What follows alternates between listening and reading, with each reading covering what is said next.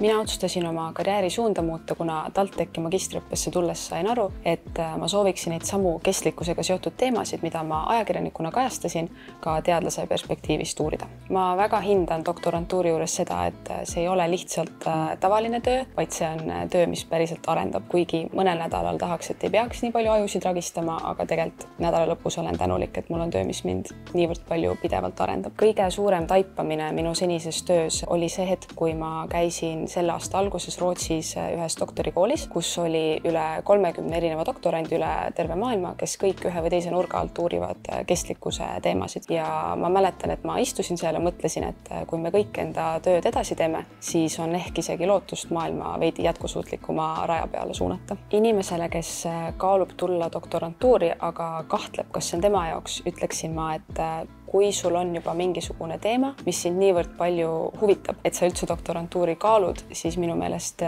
ei ole midagi muud teha, kui doktorantuuri tulla.